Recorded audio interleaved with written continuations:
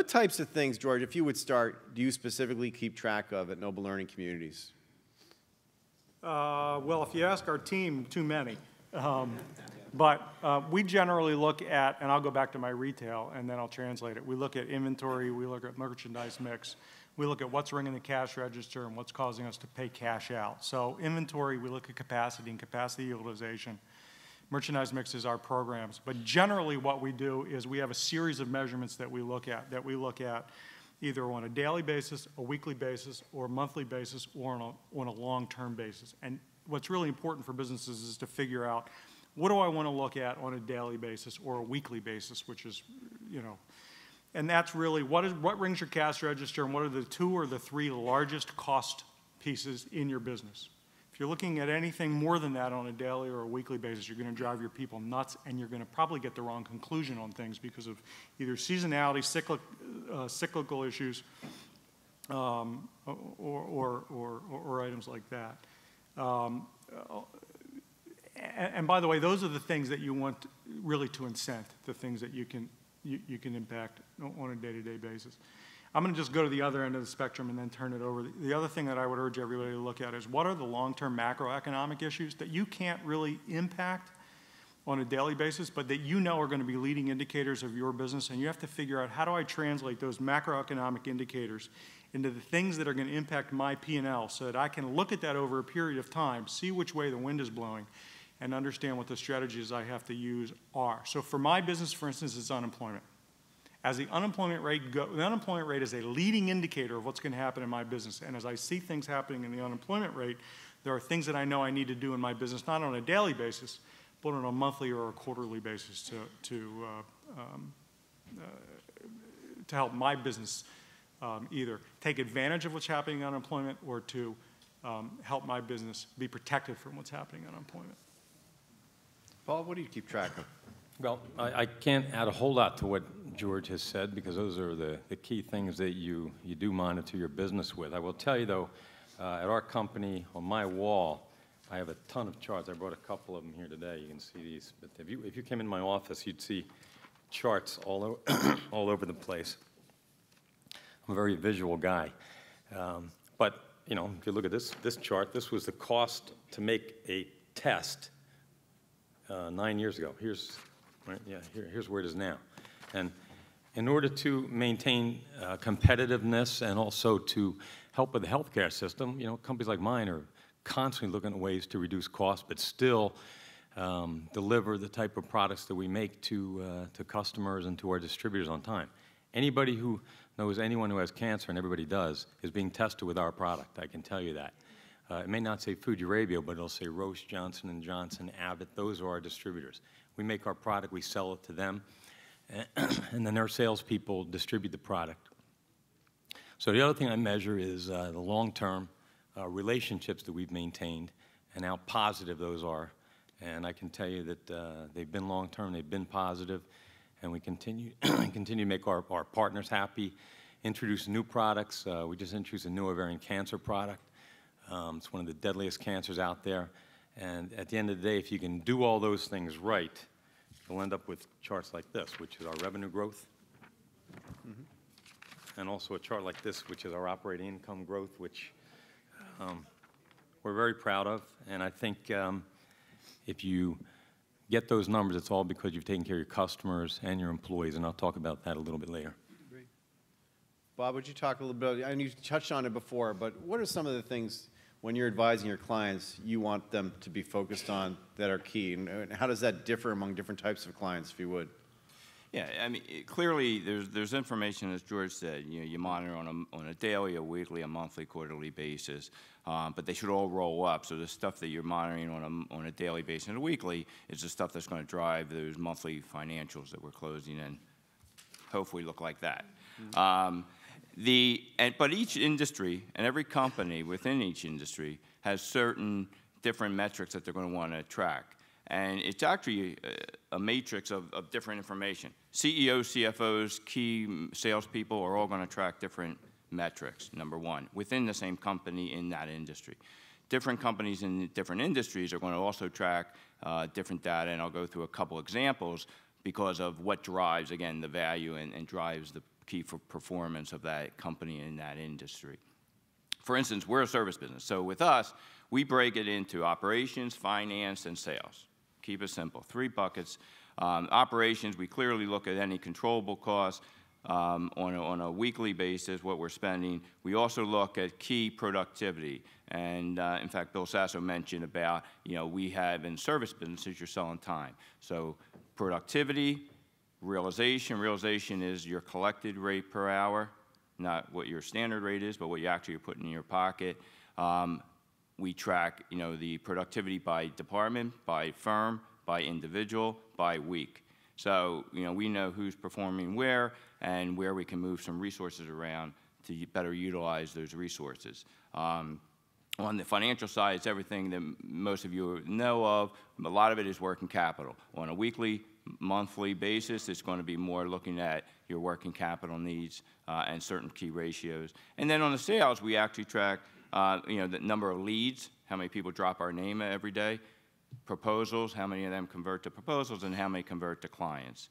And then we track the retention of those clients because it costs us $5,000 of acquisition costs to get any client. So we want to be able to retain them long term and not churn them. So all of that, to us, are key indicators for our business. But if you look at other industries, we have a consumer product company, bought about 4 brands out of J&J, old orphan brands, and want to resurrect them.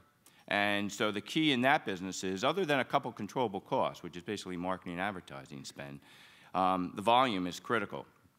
And the volume is volatile, and it depends on the season. If you have a cough and cold product, it's going to be more in the winter and the fall. So cash flow is critical because it's so volatile. And so to enhance their tracking on a weekly basis, we actually go out and they sell to the big box stores, so the Walgreens, the Rite Aids, the Kmarts, the Targets of the world.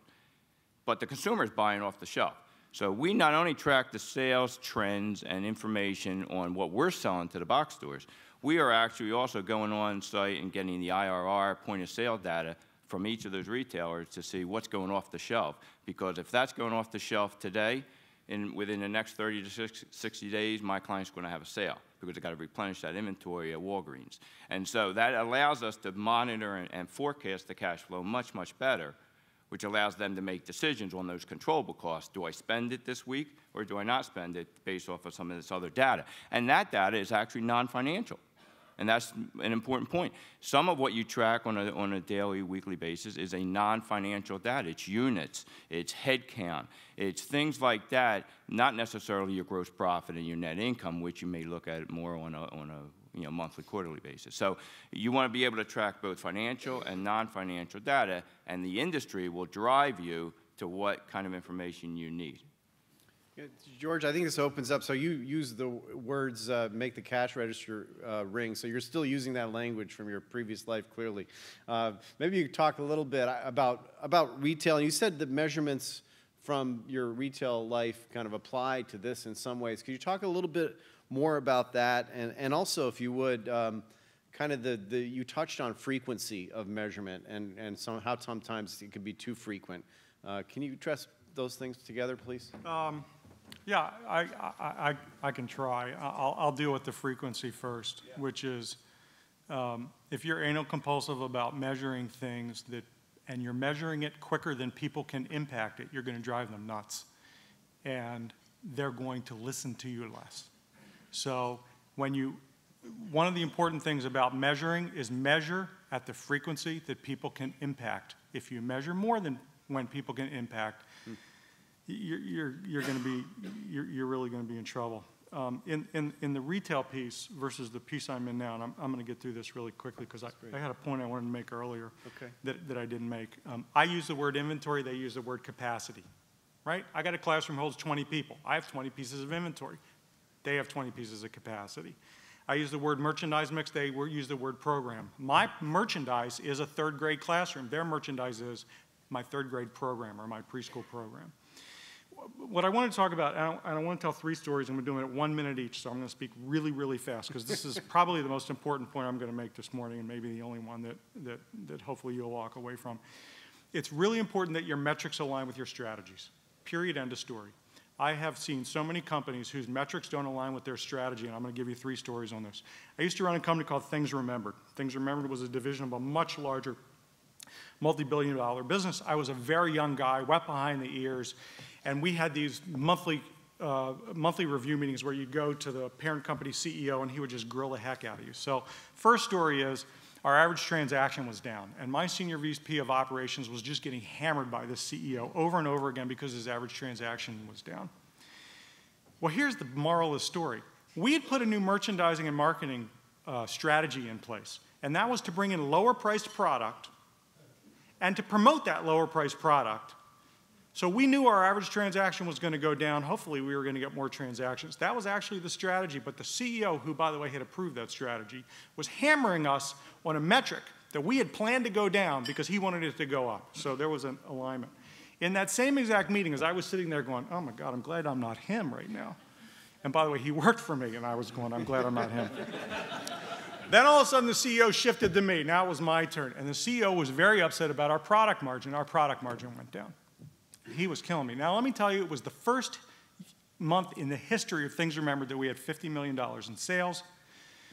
We beat our gross margin dollar plan by 20%. It was the single best month in the history of the company, and he is beating me up because our gross margin percentage dropped by 0.2 of a point. Well, here's the moral of that story. Along with the reason that we brought in lower-priced product, lower-priced tangible product, was because the #1 product that I sold was words. I don't know if you guys know Things Remembered. It's all engraved gifts, right? So if you buy a frame, I got a 50% margin on the frame, but I have a 99.8% margin on the words. So if I sell I love you, George, I make a lot more money than I love you, right? So the strategy was bring in lower priced product, make them spend the same amount of money, but do it on the words because my margin's much higher. I'm getting the heck beat out of me on margin percentage. So I said to the CEO, because I was young and stupid, what bank do we use? He said, what? And so, you know, I got all the, I'm like, what bank do we use in front of all these people? He said, why? I said, well, my bank makes me pay in dollars, but if you have one that makes us pay in percentages, I'd really like to know which one that is. That was, by the way, I wasn't at Things Remembered much longer after that.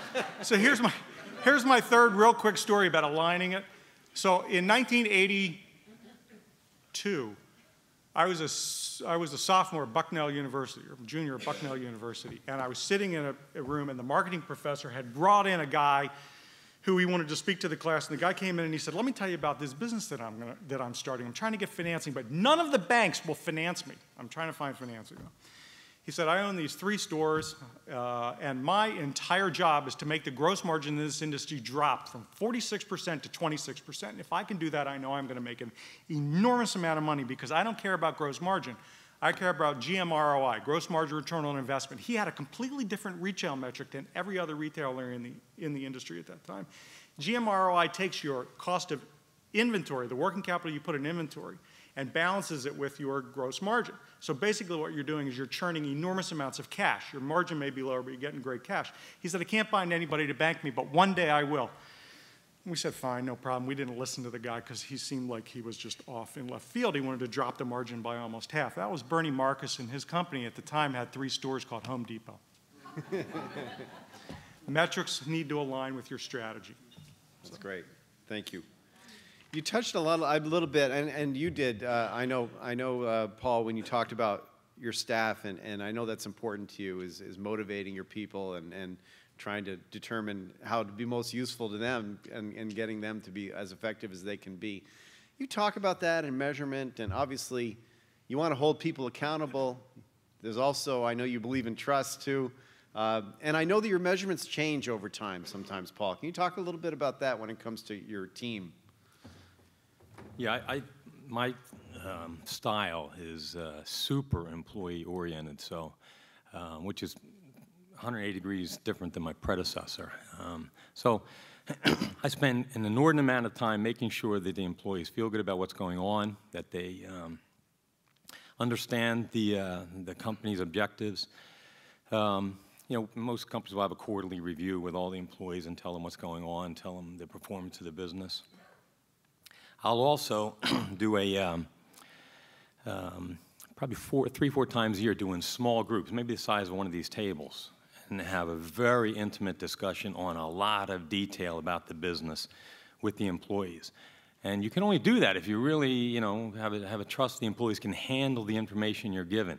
I can tell you, when I worked for Johnson & Johnson and then Centocor, there was some of the management would think things were very confidential. Not everything is as confidential as company management makes it seem. The employees can handle a lot of information. So I think a lot of the success of our business, as Bernie mentioned, is because of the trust that I place in our employees.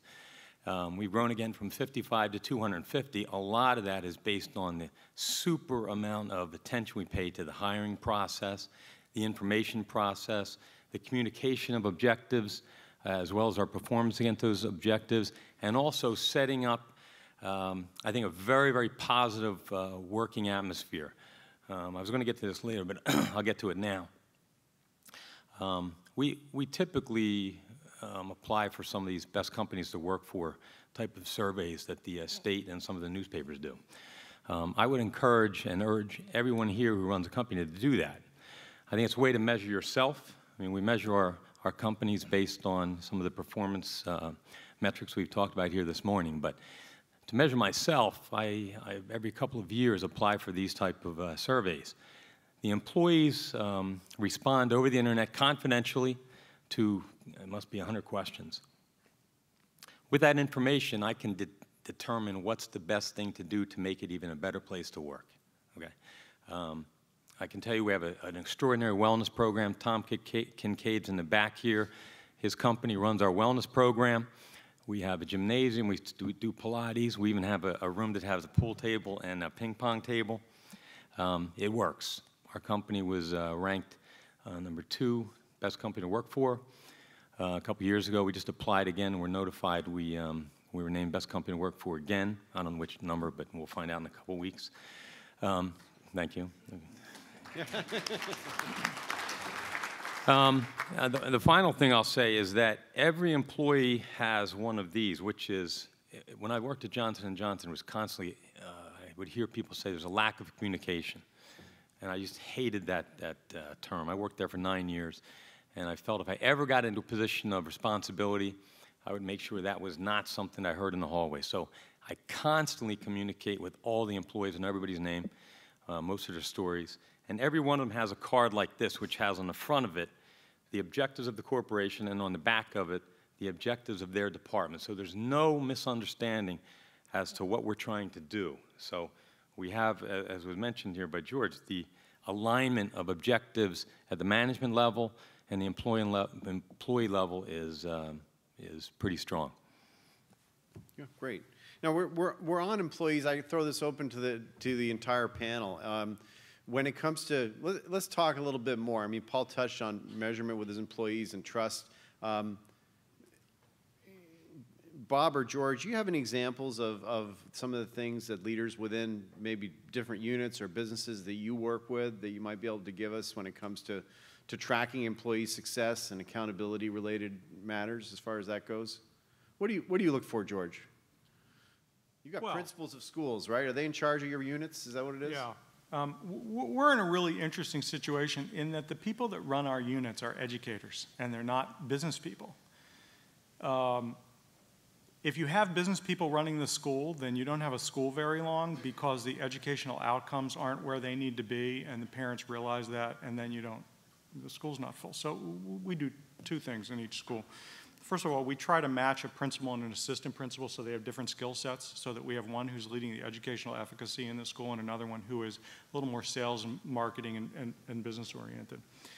But what we try to do is we try to have metrics that relate to success. We have something, what we say is if we take care of the students and we take care of the parents, I don't need to worry about the stockholders. So we have metrics that are related to the students that are not financial. They are, what are the test scores? How are we doing on the test scores?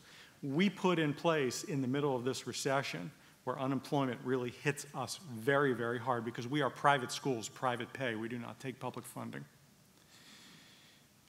We put in place an online assessment program so that every child in every one of our schools is assessed weekly for their literacy and their numeracy. And that tells us, is this child making adequate progress during the year? But what it also tells us is this teacher teaching the concepts appropriately, or is every child in the class missing a concept? So we put metrics in that are aligned with our product. Now, does that roll up to dollars? Absolutely. You don't stay in business unless you measure the dollars. But what we cause at the school level for the principals is we give them a couple of financial metrics. So we give them revenue, enrollment, and contribution to fixed, which basically is you control your payroll and you control your supplies. And we say, that's it. That's all you can handle on the financial side. Everything else is customer focused, which is either the student, or it's the parent, or it's the teacher, because teacher turnover causes a lot of parent issues. So we use a lot of metrics that aren't financially oriented because of who runs our units. We can't ask them to do that. So instead, we have figured out what are the metrics that are not financial, that relate in and that create financial results. It's interesting. Some businesses actually measure, and I'm hearing about this more frequently. They measure how often you actually help somebody, for example, which is doesn't go directly to the bottom line. I can tell you in the chamber business, we obviously look at dollars and cents, but we also very much need to be out there making a difference for our companies and helping them. And that needs to be something that you reward.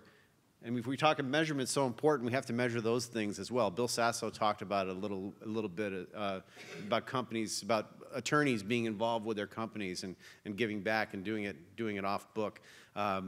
My experience has been that does really come back to you in a significant way. If you give it without expecting anything in return in particular, you often find something does come back. But Bob, you wanted to add something? Yeah, a lot of our clients are focusing much more on the HR front, hiring and retaining the people that fit the culture of the organization. I think it was the editor of Worth magazine said he interviewed the 100 most successful individuals in the United States, and the key word that they said was execution. And that's key. You can track all you want, but if you don't have the people around you to then execute the tactics and the strategy that come out of the information that you're absorbing, you're not going anywhere. Those numbers are not going to change. So I think, and Paul said it, having key people who can get work done and fit in, I think is critical, and that's the same thing here. Tracking information, you can track turnover of people, you can track with 360 analysis, how, subordinates think of the people above them and so forth, and that's all critical. But more of our clients, there is a trend there, more are focusing on the HR front because that's what will allow them to execute their plan from this information. So I know I'm going to ask another question, but as I'm doing that, if people would like to start raising their hand and catch the attentions, Colleen has a microphone here, Kelly has a microphone. So as I ask this question, please line up somebody to follow up. Look forward to what it is you'd like to find out. Paul, now I know we talked about the FDA, Food and Drug Administration, earlier. You have some very specific standards. And I also know that you empower your people to help you make sure that you do the right thing when it comes to, and really this is part of what you're doing is really, it's manufacturing, is that correct, as far as putting these tests together and getting them out? Can you talk a little bit about the role your people play and what the FDA makes you do? Yeah, we make things at our company. We make tests that diagnose and monitor patients with cancer. So we're a manufacturing facility. It's something we need to do more of in this country, by the way. And the employees that we have are totally empowered, and I don't like that term, but that's, I guess, the best we've got. Every employee in the company, from the people who are scientists and biologists making and developing the products, to the people on the production floor, have the capability of saying, stop, we're not going to continue manufacturing this lot of product, which, by the way, is anathema in most companies. It's like, get things out the door. You can't do that in the healthcare business because the cost of managing a recall, and if you watch what's happened to Johnson & Johnson's McNeil plant down the road here, you can see what happens. The company's been destroyed and torn apart as a result of essentially, from the information I have, the lack of empowerment of the employees who had the capability and the brains, or they wouldn't be hired, to be developing and manufacturing products. So the training we have to do, and sometimes I don't think we do as good a job as we should, is imperative. Letting people know that life and death decisions are made on the products that we make. It's super important. We're audited quite a bit. This week alone, we had a big audit from our largest customer, Abbott Laboratories, the same day the Department of Environmental Protection came in, and we also had an ISO audit. So, you know, that's just kind of the cost of doing business, and I guess I would be remiss if I didn't take the opportunity to say that the current administration does not understand the impact of all these regulations on countries, or on the companies. I can tell you other countries, I get them mixed up. Other countries do not have to deal with these kind of issues. I've been to China on several occasions. That country is there, it's real, and I can tell you factually they do not have the regulations and costs that go along with those regulations that we do in this country. And our employees are trained to understand those regulations and comply. There's a real fine balance. So I wasn't always a CEO and worked with a number of different people over the years, and I can think of people, leaders that I reported to, who really were so detail-oriented, needed to control everything. And I can tell you, I was not as good an employee. I still was the way that I am, like any of you would be, but I was not as good an employee as that person who really empowered me and said, you know what, I mean, it may not be exactly the way that I would do it, but I trust you to figure it out, and I'm going to support you. And I think that that kind of leadership has a huge impact on the company. If you can do everything yourself, I guess you don't really need anybody, right? But really, leadership is about more than that. And I've had the opportunity to recently hear from Doug Conant, who led the turnaround at Campbell Soup, and how he interacts and empowers his employees. And every time that he gets to interact with somebody, how he tries to build them up and encourage them. And I think that makes a big difference in the companies that we're involved with, the companies that you advise, companies you lead. I think we have a question. First question is over here. John Hidicka, PromotionUltrasource.com. Very much related to Paul with things remembered, because it sort of goes in line with what my enterprise is involved with. I'd like to thank each of the panel members, first of all, for sharing some key metrics to keep an eye on and to live and die by from an operational standpoint. But going into the latter part of your discussion, I'm wondering if any of you can share a successful outcome from metrics that you've measured in terms of employee performance, motivation, and recognition. If any of you are familiar with the DFW study out of Texas, it concluded that one of the most effective ways to motivate and retain talent within an organization, thereby having the organization be successful in its endeavors, was through motivation, recognition, and I think what you've just touched upon, empowerment, to varying degrees, according to what employees can handle. Can either or any of you share a specific case history or an outcome that was successful as a result of doing that for everyone here in the audience to pretty much learn by?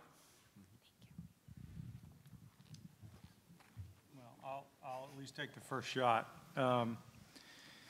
So we all have our different skill sets and our different strengths, and I'm probably lacking a bit in the motivation area.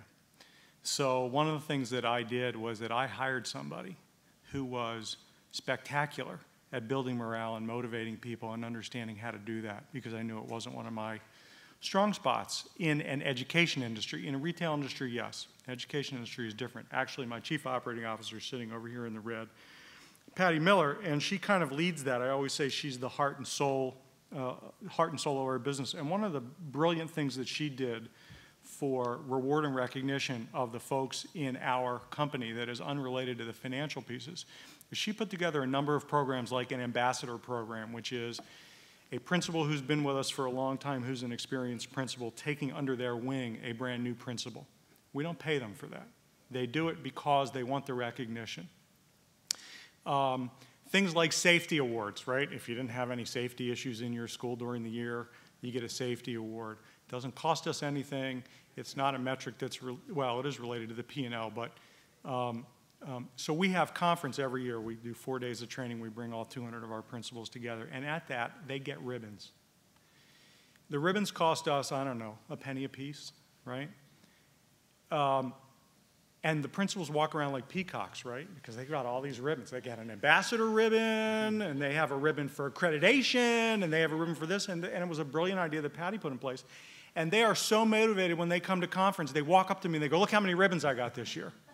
And they go, next year I'm going to have that ribbon and that ribbon and that ribbon. And you've never seen anything so motivating in your life to a group of people who are getting $0 for it, but they get to walk around like peacocks with these ribbons. And it was brilliant. So the short answer to your question is I hired somebody who's really good at that, and she put all these things in place. That's great. That's great. I think you might have just motivated somebody, George. I'll just throw a couple points in there. You know, for our firm, obviously people are critical, and the right people are critical. Getting the right people on the bus and in the right seat and on board with where we want to go as an organization.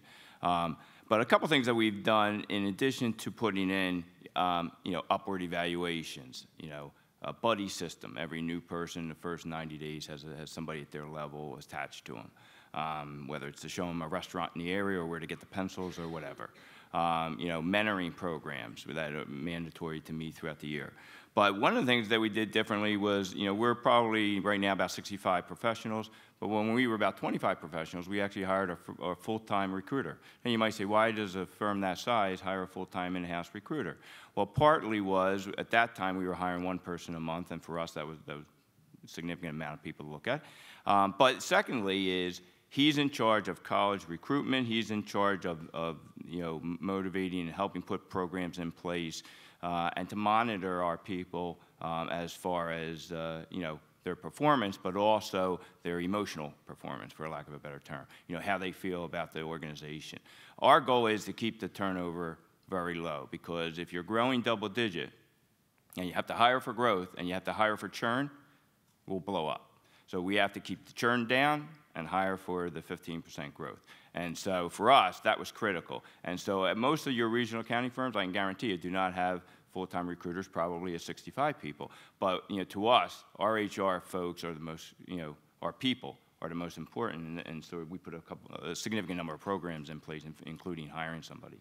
That's great. We had a question back, I believe. Who's next? Roderick, sir. Hi, Roderick Wolfson, Wolfson Architect. Where I've seen a lot of leaders trip up in the use of metrics is in communicating, failing to understand differences in learning styles. So the leader will spend all day Sunday working on an Excel spreadsheet, bring it to a meeting, whether it's the managing partner or the board head, and present it as an Excel spreadsheet or as a chart, but half the room or a third of the room's auditory learners, a third are visual learners, and a third number learners, and so 2/3 of the room are left behind. Any comments on that? I'll take that. I'd complain to my boss about that as well. He doesn't know I'm a visual learner.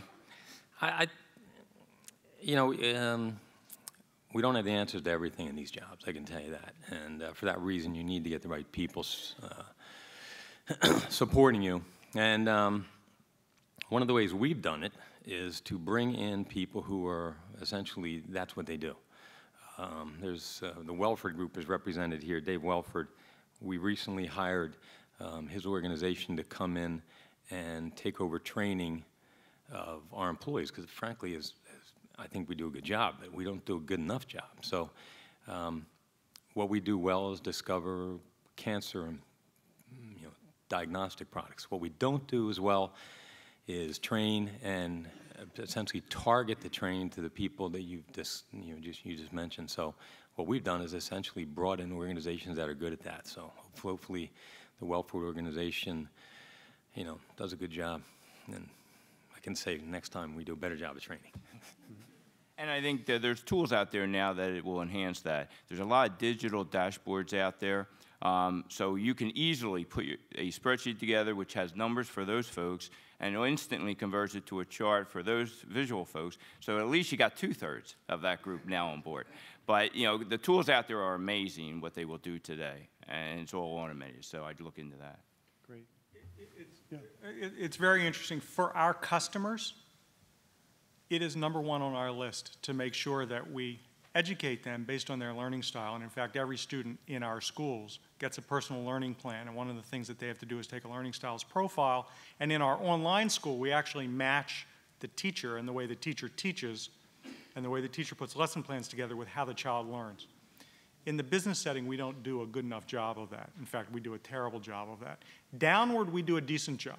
I know that I and our management team does a very good job of managing people based on where their skill set are and where their learning styles are. But I will tell you what we do a terrible job of, and I don't really know many companies that do a good job of it, is up.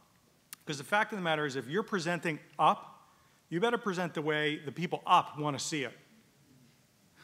So everybody has a lot of work to do on that. I've seen reports actually named after the CEO. You used to work for a company. It was called the Ray Report for Ray Shaw at American City Business Journals. He had specific things he wanted to look at. He wanted to see them monthly.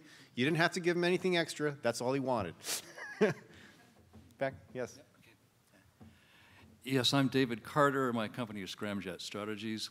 All the things we've heard about today, a lot of them are what I call lagging indicators. They're things that have already happened, what the sales were, what the revenue was. It's much harder to look at leading indicators that give you more prediction. I wonder if the panel can talk a little bit how they focus a balance between leading indicators and lagging indicators. Well, a couple things.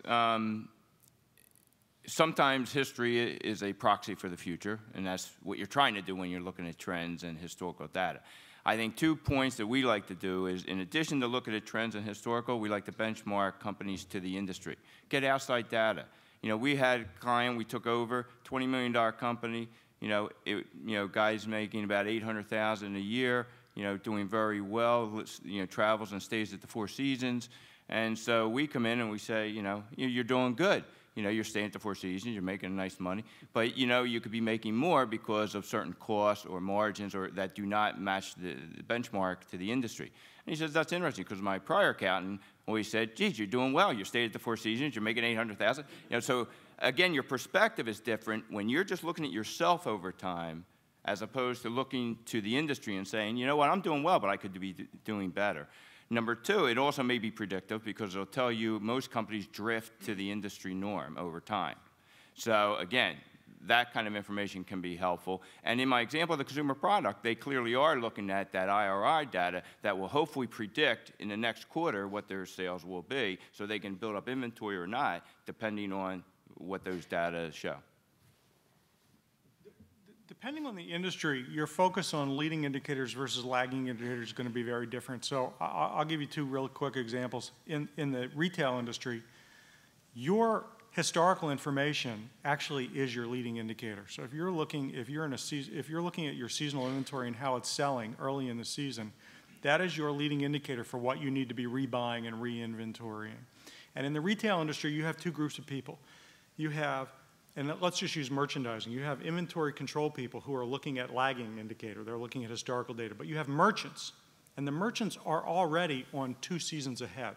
They're looking at what did I learn that is going to help me next season, the season ahead of that.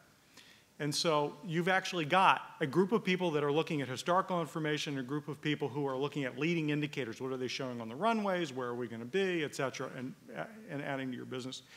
I actually alluded in the education business, which is a much longer sales cycle and a much longer time frame to make decisions about leading indicators, and that is the macroeconomic trends. If you're not paying attention to macroeconomic trends, and you're just sitting around waking up going, oh, look, the unemployment rate's 9.5%, and you didn't see it go from 8.5% to 9.5% with anything other than a worry, how is this going to affect my business? How is this going to affect my business is not a metric.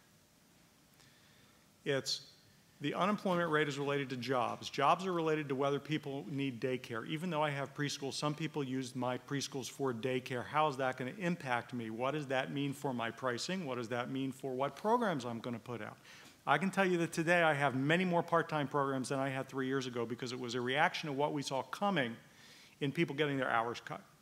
So we look at both of them, but it's much harder to look at the leading indicators and much harder to translate that into a metric that says, what does that mean for my business now?